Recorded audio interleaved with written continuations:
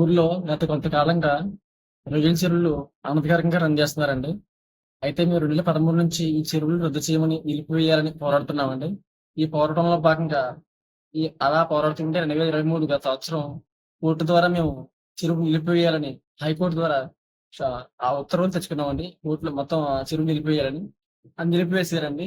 అయితే గత 6 నెలల క్రితం మళ్ళీ ఆక్వా రైతులు ఎఫ్‌డీఓ మండల ఫిషరీస్ డిపార్ట్మెంట్ ఆఫీసర్ దగ్గరికెళ్ళి మా చెరువులు మేము ఓపెన్ చేసుకుంటామంటే ఆయన నో చెప్పకుండా ఓకే అన్నారండి. దాంతో మళ్ళీ ఆళ్ళు రైతులు సలహాలు చేస్తుంటే మేము వెళ్లి అడుగున్నామండి.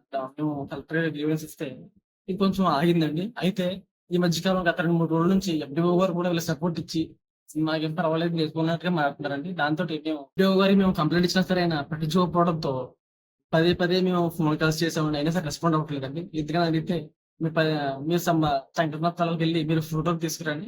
మేము చూస్తామండి అని చెప్పడంతో నిన్న ఉదయం మధ్యాహ్నం 3 గంటలకి సంఘటనా స్థలానికెళ్ళి చెరువుల దగ్గరికెళ్ళి ఫోటో తీస్తుంటే ఆక్వా రైతులు నా మీద నలుగురు మనుషులు గంచెట్టి వెంకటరాజు, గంచెట్టి సుందరమూర్తి, గంచెట్టి శ్రీనివాసరావు, గంచెట్టి సత్యనారాయణమూర్తి, చిక్కన్ గాంధీ గారు వీళ్ళు నలుగురు కలిసి నన్ను చెరువు సమీపంలో ఉన్న పాక స్తంభానికి కట్టేసి కర్రలతోటి, ఇనప రాడ్లతోటి హింస పెట్టారండి.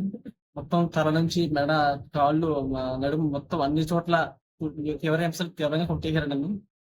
కొట్టేయడమే కాక నన్ను, నా కుటుంబ సభ్యులను, నా సహచరులను, నా గ్రామ పెద్దలను, నేను గ్రామ సర్పంచ్ గారిని దుర్భాషలాడారండి. ఈ సంఘటన జరుగుతున్నా సరే పక్కన ఆక్వా రైతులందరూ వచ్చి వేడిగ్గా చూసారు తప్ప ఒక్కరు కూడా అరే మన ఊరోడే కదా అని కనీసం ఒక్కరు కూడా ఆపలేదండి.